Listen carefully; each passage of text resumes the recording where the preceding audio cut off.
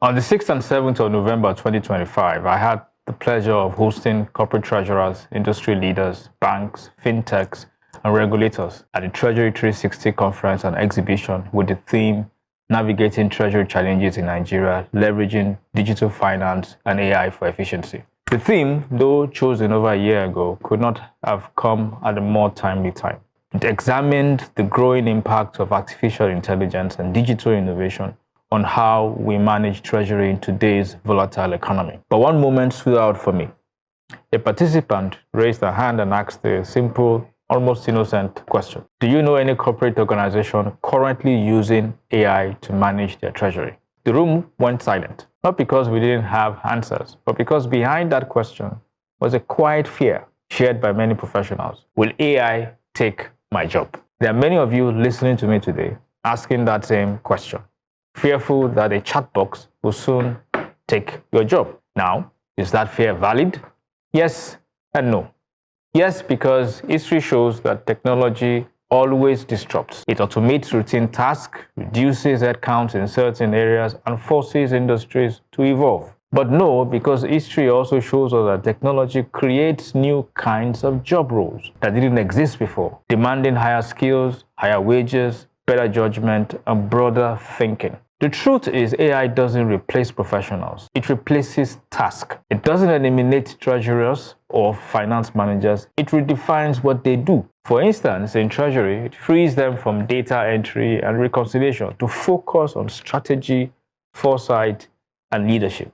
So how should you respond as an employee or as an organization? With curiosity, not fear. With readiness, not resistance. The real risk is not AI replacing people. It's people who refuse to learn AI being replaced by those who do. Because the future of work is not man versus machine. It's man with machine. And those who learn to partner with intelligence, whether it is artificial or otherwise, will not just survive the future, they will define it. I completely agree with you. It's not going to take your job if you put in the necessary time to upskill and do the right thing. I'll just maybe make an example from my own industry career, marketing, right? I feel like it's easier for me to be able to be everybody in marketing department now because there is a lot of AI to help me get things done. I've also found myself in situations where I have to wear so many hats to get things done, from the copywriting to content writing to everything at once, until I was able to get help.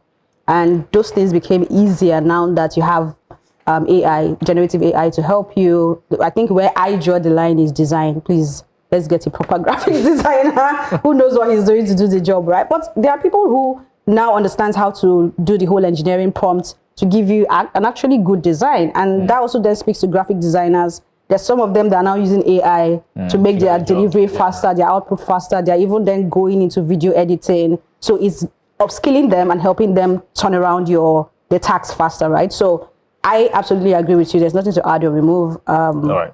You need to learn the easiest one. I know you see posts on social media and they tell you, oh, you're 40 and above and it's only ChatGPT you know. If that's the only one you know, still use it.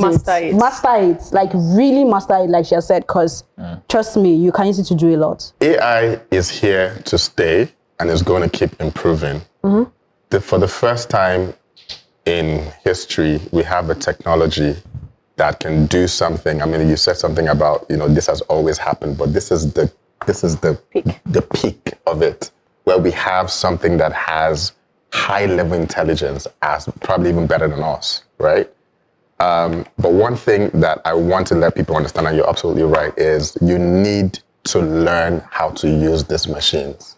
You need to start moving from the sense of, oh, they're going to take our jobs, to what are the opportunities that this presents. For the first time in history, one person can run $1 billion company, one human being, with a bunch of AIs. With the guy that does your design, your graphics, your analysis, your finance.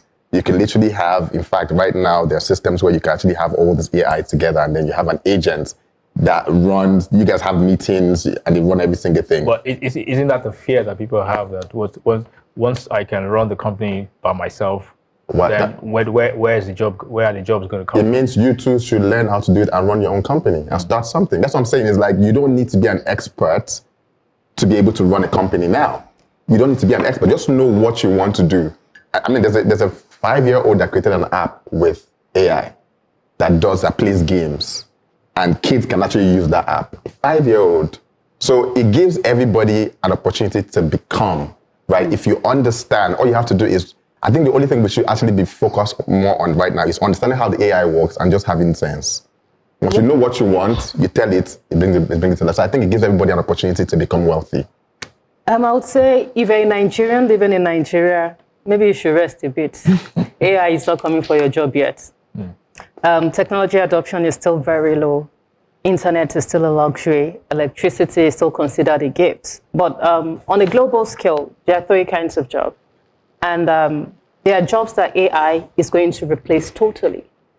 You know, jobs that are predictive, that are also repetitive. They are usually low-level tasks. And AI is coming for all of them. Like, there is literally no need to have a office secretary anymore.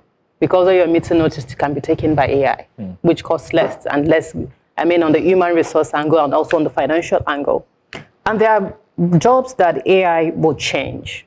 You know, we are in the creative and human touch roles. Like for doctors, they can have their AI summary, they can even do AI diagnostic, and then they will now use their professional knowledge to make informed decisions based on the AI diagnosis. And then even customer service requires human touch. Childtech recently, they sacked a lot of their customer service staff. It didn't take them 3 months to call them back because they discovered that it's not working.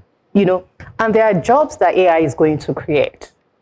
You know, so you need to look at things like prompt engineering. There's someone training the models that the AI, has been run on. So as an employee, you need to look at yourself and look at where your role falls and look at how you can leverage AI to make yourself more attractive in the workspace over a long time. But irrespective of where you fall, AI is coming for everybody's job. We can't. So aggressively upskill, online, and relearn and just keep learning. You are in the education space, right? So how do you see AI impacting that sector?